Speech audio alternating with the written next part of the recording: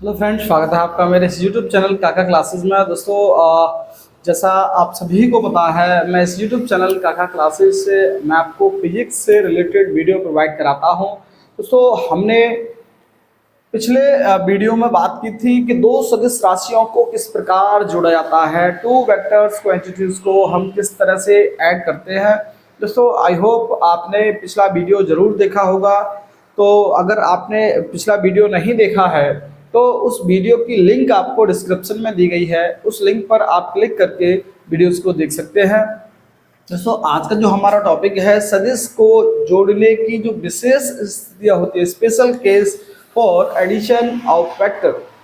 तो दोस्तों, टॉपिक को स्टार्ट करने से पहले मैं आपको बताना चाहूँगा कि यदि आप हमारे इस यूट्यूब चैनल काका क्लासेस पर नए हैं, पहली बार आपने इस वीडियो को देख रहे हैं, तो इस यूट्यूब चैनल काका क्लासेस को सब्सक्राइब जरूर करें और दोस्तों के साथ शेयर जरूर करिए।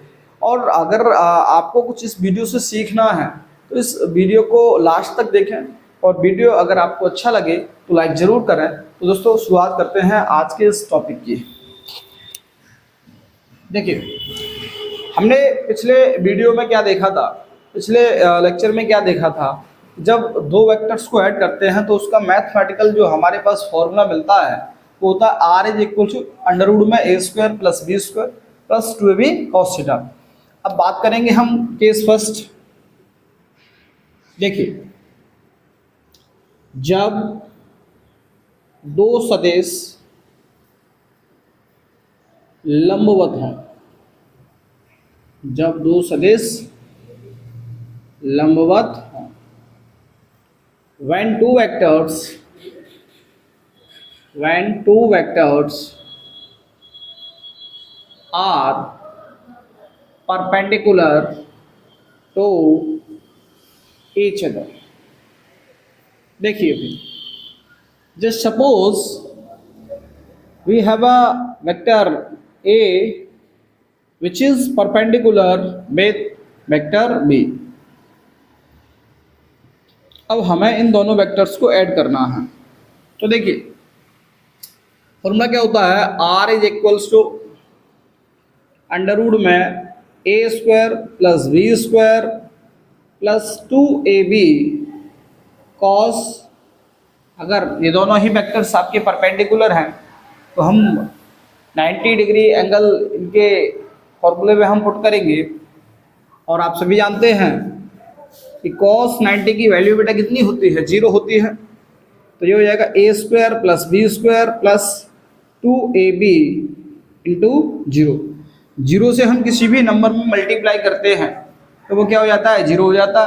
यानी 0 एक ऐसा दुष्ट प्राणी होता है जिसके साथ हम किसी भी संख्या में गुणा करें तो वो पूरी संख्या को क्या कर देता है, 0 कर देता है। और इसमें भी हमें ये याद रखना है कि 0 का बेटा मल्टीप्लाई केवल और केवल यहाँ तक हो रहा है, 0 का गुणा केवल 2ab में हो रहा है, इसमें नहीं हो रहा है। ऐसा नहीं कि 0 से हम पूरी संख्या को 0 कर देंगे। 0 से जहाँ तक मल्टीप्लाई होगा, 0 से जहाँ तक गुणा होगा, उस वैल्यू को वो क्या कर देगा, 0। तो हमारे पास जो रिमेनिंग पार्ट होगा क्या बचेगा, a square plus b square. This is the resultant vector for two vectors which are perpendicular to each other. ये दोनों ही सदिशों का परिणामी सदिश है जब दोनों ही सदिश आपके एक दूसरे के लंबवत हों। ठीक है, देखिए, जैसे यहाँ पर मानकर चलिए इस डायरेक्शन में 4 न्यूटन का फोर्स अप्लाई है और यहाँ 3 न्यूटन का फोर्स अप्लाई है। हम कहेंगे इन दोनों वेक्टर्स का जो रिजल्टेंट होगा उसकी वैल्यू फाइंड करिए। तो हम क्या देखेंगे कि 3 न्यूटन और 4 newton both are perpendicular to each other. तो फॉर्मूले में वैल्यू पुट कर देंगे आप बेटा, 3 का स्क्वायर 9, 4 का स्क्वायर 60।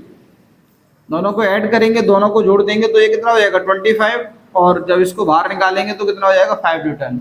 तो ध्यान रखना है कि जब दो सदिश लंबवत होंगे तो उनका परिमाण हम जब निकालेंगे तो वो किसके बराबर होगा, अंडर रूट में a square plus b square.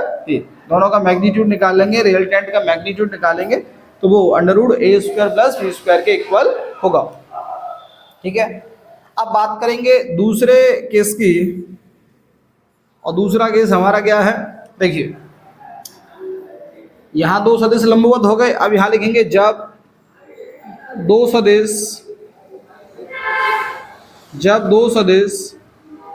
एक दूसरे के विपरीत हों। कैसे हों? विपरीत हों। या हम कह सकते हैं एक दूसरे के प्रति समांतर हों। कैसे हों? प्रति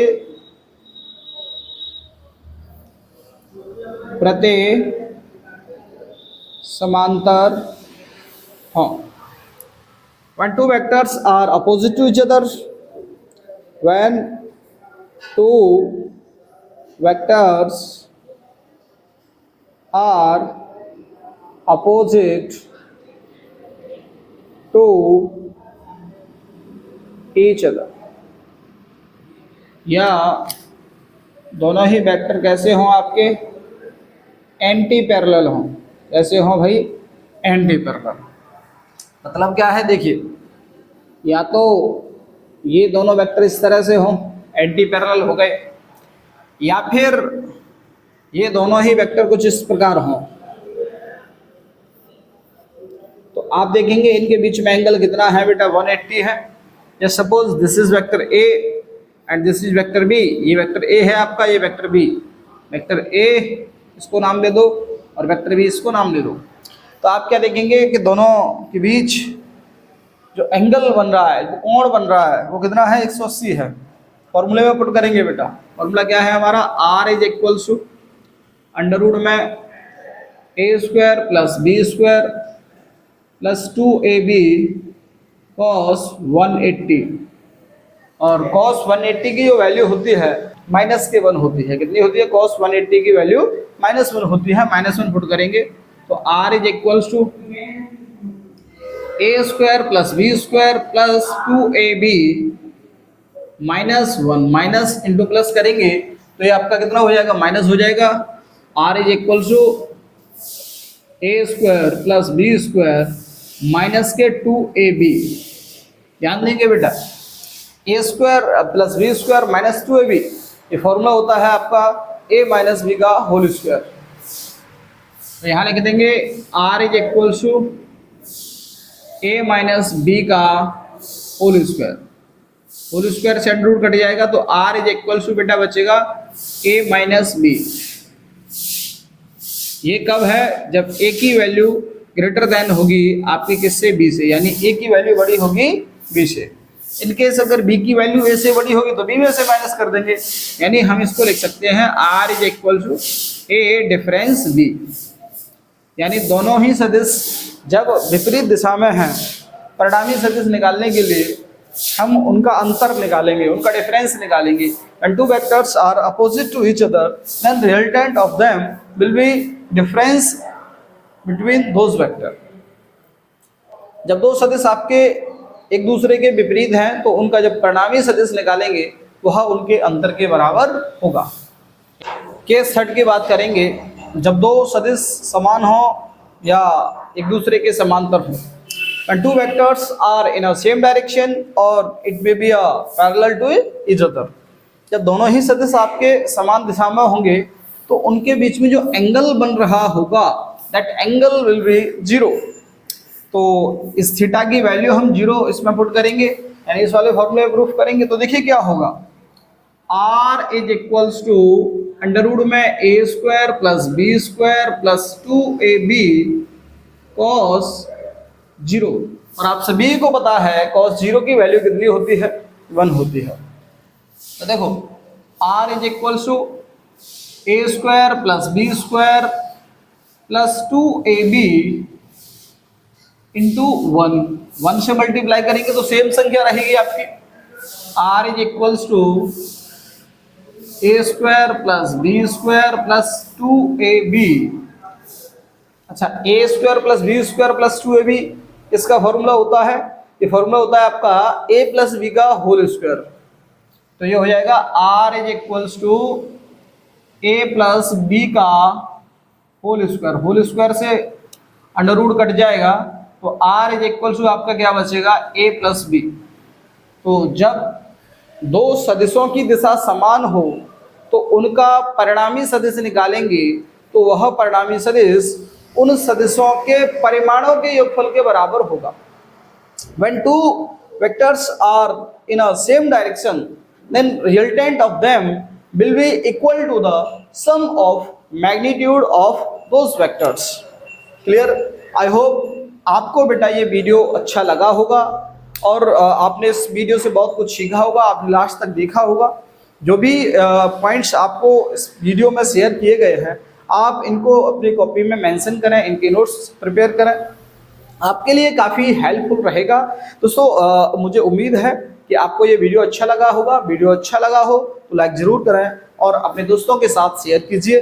दोस्तों इस वीडियो के बाद हम बात करेंगे कि जब दो सदिश आपके समान सदिश हों, यानी उनके मैग्नीट्यूड इक्वल हों, जब इक्वल होंगे तो उनके जो रिजल्टेंट होगा, रिजल्टेंट के लिए आपके लिए हम एक शॉर्ट फॉर्मूला लाएंगे जिससे आप केवल वैल्यू पुट करेंगे, तुरंत आंसर आएगा।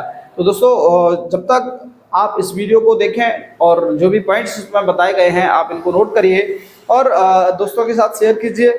अगर आप इस चैनल पर नए हैं तो चैनल को सब्सक्राइब कीजिए। Thanks for watching. Thank you so much.